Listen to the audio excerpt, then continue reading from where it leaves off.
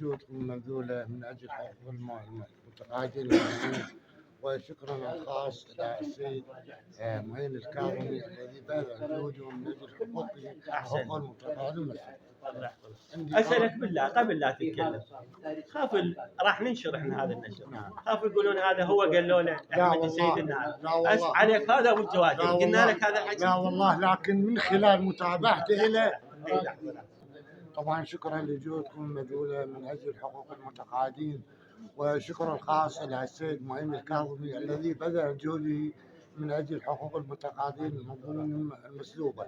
العفو، راح أوجه لك سؤال هسه راح ننشر ويا حيسمعون الفيديو راح شي يقولون هذا لقنوه الحكي.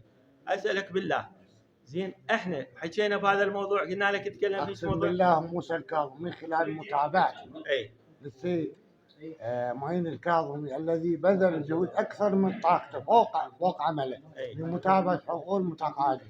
والله أنا من ذاتي ومن ضميري أحكي الحق، لأنه رجل عادل ونصف لحقوق المتقاعدين. أنا قلت هاي الكتب هاي الكتب مال مكتب رئيس الوزراء هي اللي تنطق. الله سبحانه يقول أنطقنا الله الذي أنطق كل شيء. هذا دليل. هاي هي تشهد له، مو احنا اللي نشهد. نعم، هذا دليل ملموس.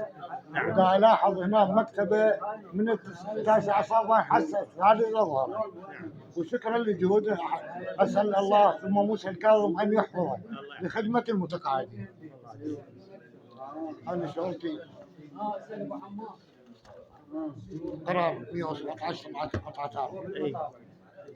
من طلعت لي قطعة أرض تركتها لظروف الخاصة. بعد ما تركتها رحت للتسجيل العقاري العامة، قالوا عني هاي الدار مالتك، وهذا إشعار التسجيل العقاري في الشعب. وأنا الغاية من أول ما بدأ أطلع راتب مال تقاعد قال لازم يجينا قرار 117. زودوني بلدية الشعب، العفو التسجيل العقاري مال الشعب، إلى شؤون المحاربين. الغاية من الغرض التقاعد. ثبتوا إنه أنا عندي قطعة عروض ورقم القطعة هالجيز قطعة هالجيز سعادة ما لحد الآن ماكو سنة. كتاب رسمي يعني. قلت لهم يابا أرجع أحصل القاع مالتي، قالوا عذرا القاع مالتك طلعت مشتركة. شرطك جدا سهل إذا مشتركة، أحسن ما محجوزة أو كذا. يابا شلون قاعد تراجع التسجيل العقاري العامة على مود يعطوك واحدة بدلا عنه. رجعت التسجيل العقاري العامة من 6 أشهر أو 7 كلها المعاون موجود، صاحب الاختصاص موجود. 6 أشهر تعبت وأنا مشلول ما أقدر، يعني ما أقدر المراجعة والازدحام والدوام. آخر شيء أكو موظف حفظ الله عليك عين أنت لو تبقى سنتين على وضعك، شغلتك بسيطة. الحلقة تخلي لك محامي، أنا ما أقدر على محامي. زين هسه شو تريد؟ أريد كتاب للتسجيل العقاري إنه هاي القطعة مالتي يعطوني قطعة بدلا عنها حسب قرار، لأن هاي مكرمة ولا تزال هي بالتسجيل العقاري العامة باسمي، وهذا دليل إنه يقول باسمك. هاي يقول لا تزال باسمك العامة. ماشي. راح نعطي نسخة للحسينية، هي بالحسينية على الزهور. إيه هسه امشي كتاب المالية ينطون وحدة بدلا عنها. ما يعطوك بدلا عنها، راح نستفسر احنا هاي القاع باسم فلان. نعم.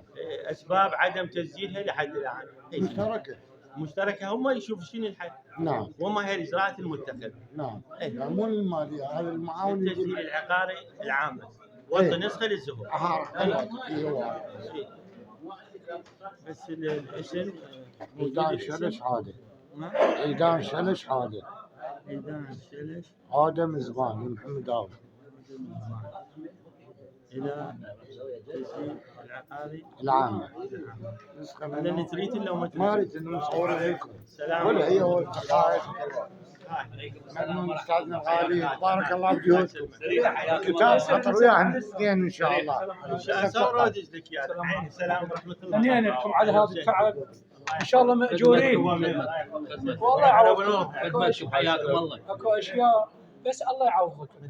هذا تعبكم إن شاء الله محروز بعين الله. الله يسلمك. الله من أهل الصور لأخواتكم. هم جماعتنا أخوها موجهين وإحنا مستبشرين بكم. على راسي. أنا ترى دائما أحكي بيهم. جزاك الله خير. عندكم 7 سنين و7 أشهر ومدرسة. غير الخدمة ذي شيء. تفاصيل فيها. تفضل حجي. بس لا تخاف. عاد احنا ليه ممثلين بالمحافظات قصر يرحم والديك. لا لا ما صور. واحمد السلام عليكم.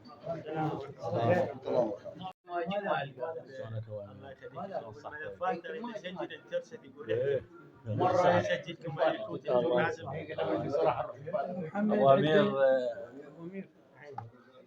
اي هسه دقائق التليفون اقول انترس شلون واحد لازم يصور بتليفونه وتسجيل. تليفون ابو لؤي؟ اي ابو لؤي تليفون بس خلينا نشوف نجرب تليفونك ورا الاخوان عود لان بالكل جاي والله يمكن ما يسجل ما يسجل اريد واحد يسجل لنا ابو لؤي جاي يسجل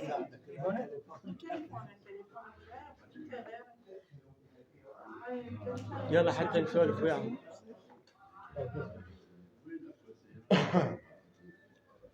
هو ابو حمودي بعدين بالغرفه نحكي على المؤسسه ان شاء الله. هسه السلام عليكم. السلام ورحمه الله. اي نعم احنا وباصل. اهلا وسهلا فيك. طبعا احنا تعرف شغله هذا بالتقاعد رحنا ايش قال لك؟ من محافظه واصل. من محافظه واصل. اهلا وسهلا فيك. احنا متابعين شغلتنا. جيش الباشا احنا ما نسمي حتى مخاطباتنا بالفيس عن ان شاء الله. خالد الباسل. ضباط ومراتب يكون تاج راس العراق. مشكله عامه. هاي مسؤوليه يعني هذه حقيقه للتاريخ. بس مع الاسف النظمه اللي اجت سمت الجيش بتسميات مختلفه. جيش فلان عندهم مقاصد. ودائما احنا ناكد عمر الجيش ما خدم فئه ولا نظام. جيش يخدم بلد.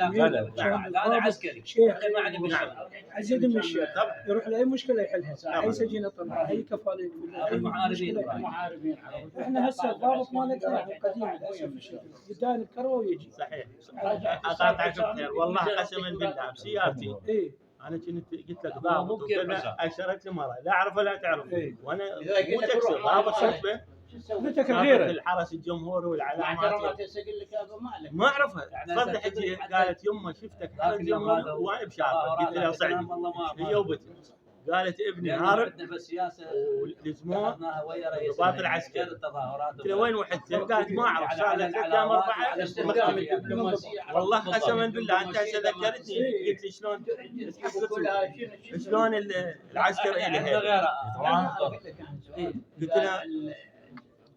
قلت له انطيني مكان يعطيني عنوانه بالتاجي. رحت للتاجي طلعته الامر طلع عرف طلعته وجازف لي زين وشوفت الامه قلت له هذا وباشر يطلع. هذا كان التقدير بين الضباط وبين وهذا سياق ان شاء الله هم موجودين الخير هم البركه بالضباط الجدد. لكن حقيقه الجيش انظلم ان شاء الله. الجيش انظلم. يعني شنو ضابط برتبه رائد الى ملازم ياخذ له 500؟ وين العداله هاي؟ تجي على الجندي من نائب ضابط الى جندي اللي يرجعوا للخدمه ظلت رواتبهم وياها تمام. 500 هو راجع. انت من تركت سرحت الجيش وعفته بدون راتب من 2003 الى 2010 ما قلت هذا عنده عائله مو عراقي مو وطني. اجتهادات صار يا اخي والله ظلم. من تجي على الموجودين الاخوه الضباط اللي موجودين بالجيش الحالي تقول لي يا اخي هذا الجيش ترى انظلم. ابناء عراقيين عوائل عراقيين برايمر المشؤوم لعنه الله عليه.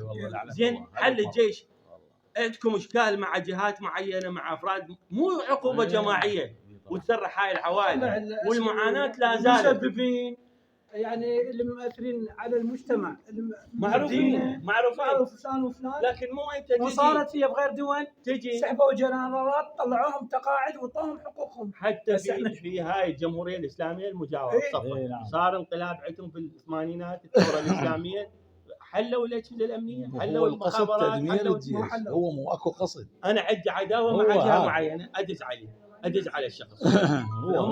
وللاسف الشديد وهاي خلي يسمعونا كلهم.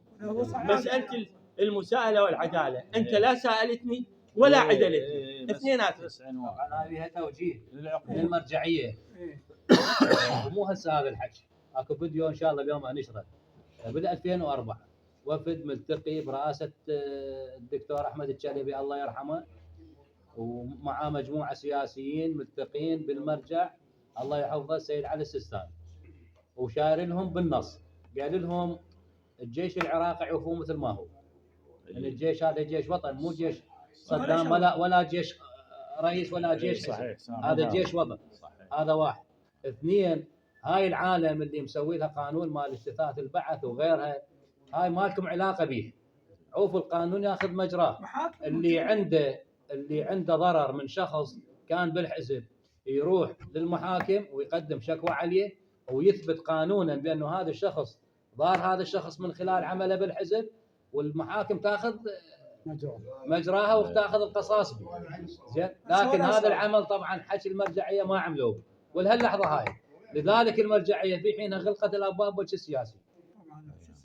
يعني هاي معاناه. هسه مثلا انا اليوم كنت في الجيش وكلها كانت مثلا هذا يروح دائره يوم النخوه او يروح دائره المحاربين او يروح كذا حتى يرتاح. واحد غير تعال لا حتى يرتاح من الجيش. احنا كنا جيش نرتاح من الجيش. لا اليوم انا رحت دائره المحاربين، ثاني يوم سقط العراق وراحته. يعني انا انحسبت على دائره المحاربين لا او انحسبت على الكيانات المنحله. وهي القصد شنو ذنبه التدمير. بالكيانات المنحله؟ هو تدمير الجيش الهدف الرئيسي. للامريكان. اكو ضباط للامريكان. ضابط هو يتقاضى راتب مثلا راتب جندي، هو ضابط. هم احنا شويه نعتذر منكم، يعني خرجنا عن النص لا تذكرنا انه هيبه الجيش ان شاء الله يبقى الجيش عزيز ومكرم.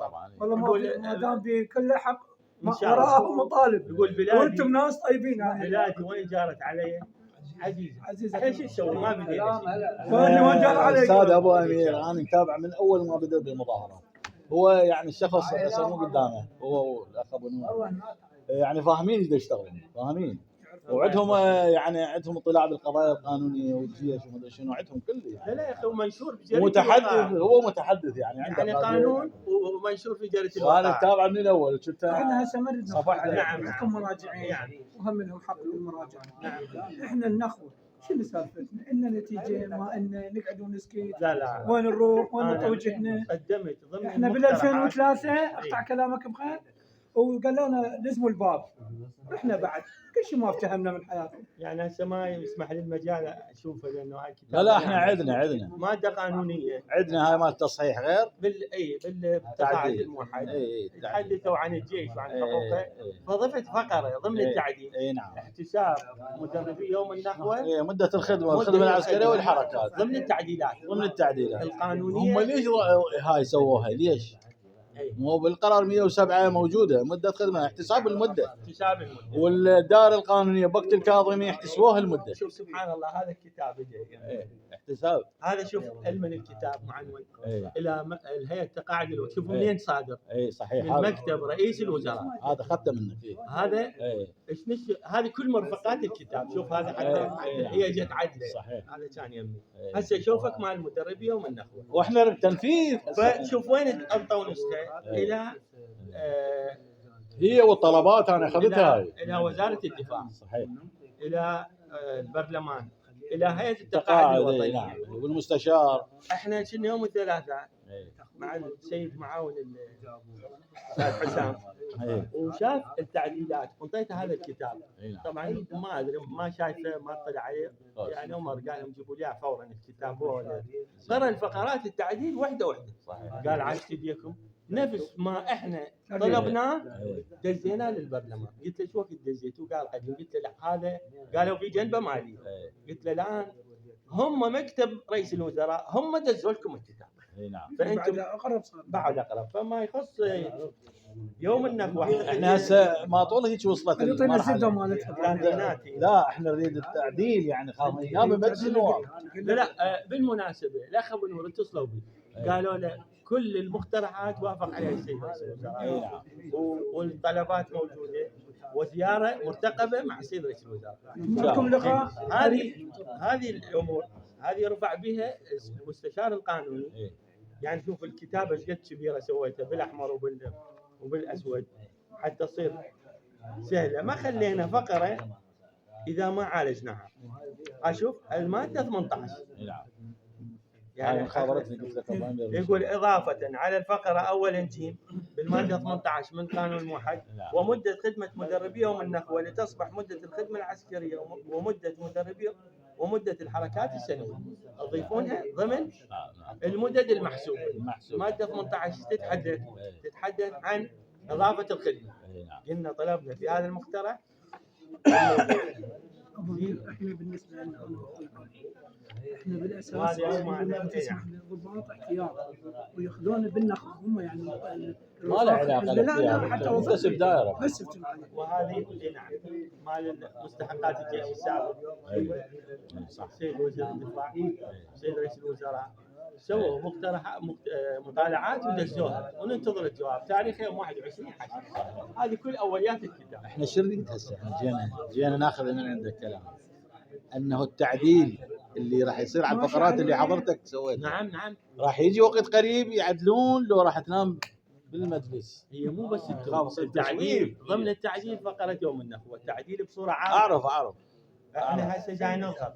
اي بالك اكو سقف زمان تعبنا نريد نضغط على التعديل. احنا قلنا دائما اكيد اقول لا يمكن ان نغادر عام 2024 الا بتحقيق قانون تقاعد موحد يشمل الجميع ان شاء الله وينصف الجميع. ان شاء الله. والثغرات اللي صارت به احنا عالجناها بهذا احنا قبل سنه مو سنتين راجعنا هي شو اسمه محاربين، راجعنا وطبينا على المعامل لقينا هذا قال لنا شغلتكم ضمن التقاعد. الظاهر التقاعد عندها اشكال بهاي الفقره. هي قراها البارحه قلت لك سيد حسام قراها. هاي الفقره ما قراها كلها ما اعترض على اي فقره. ماهر استاذ ماهر. لا استاذ حسام. استاذ حسام هو الوكيل ما موجود. وحتى هذا قلت له كتاب مهم جدا. ايه فارسل على الاوليات مالته وانطيت النسخه منها قراها قال بالضبط نفس اللي احنا نريده.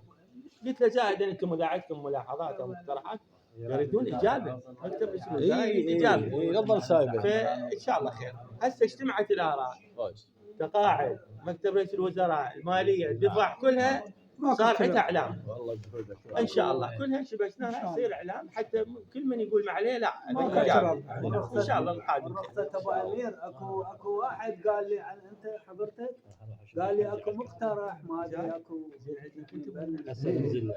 منو انت يمكن انا اي ما قلت اكو واحد اتصل بي قال لي ابو عبد الله انا عندي مقترح للنقابه شيعه خافت اعطيت شو اسمه اعطيت لا جوز انا ابو نور مره ايش قال ابو نور قال احنا ما عندنا هو معلومات دزيت له قرار نسخه الثوره دزيت له لا في وقتها كان عند اللقاء ويا السكرتير الشخصي عرفتي هي فيها دزيت له كل جماعه المعلومات النخوه واستفادت منه. اخذها مني ابو الموصل دزها نفس الشيء ضابط احنا ضباط احتياط مو صارت السقوط اخذونا بهاي مال النخوه قبل اول ما صار تصعيد مال امريكا اخذونا خدمنا هاي الفتره مال 7 سنوات صارت طلعنا لزمنا الوضع ماكو كل شيء ماكو. هي من ذاك اليوم من هاليوم يعني هسه انتم هذا التصحيح شو يفيدنا احنا؟ انه يعني هذا القديم انه شي بيه تقاعد حسب معلوماته. اذا حسبوا لك 7 سنين واحنا عندنا خدمه ذيك في 2 14 تستحق تقاعد. وعندي لا عندي خدمه مال الاحتياط انا ملازم اول ذيك هم 8 سنوات. ضمير محتاج شيء ابو وليد. الله بالسلامه. خاف محتاجين شيء عندك. الله يحفظك على شوفك الله يسلمك. ضمير صار الخدمه مال النخوه 7 سنوات والكسر صح؟ وعندنا خدمه ذيك مال يعني مال تقاعد عسكري راجعتوا ديونه. تقاعد انا راجعت انا يعني خليني احكي لك. تحسب منهم راتب؟ انا قبل فتره كم سنه تقريبا صار التقيت بفريق سلمان منشان هو مدير التقاعد. خبروه من وزاره الدفاع ورحت انا التقيت به. حكيت له قال سلم الكتاب اول اي بس لحظه هسه العالم كله التقيت به وحكيت له فريق خالد كان مدير امان السر الوزاره خابره كان يقول له راح يجيك هذا ضابط شوف شغلك. فهم الشيء قعدت وياه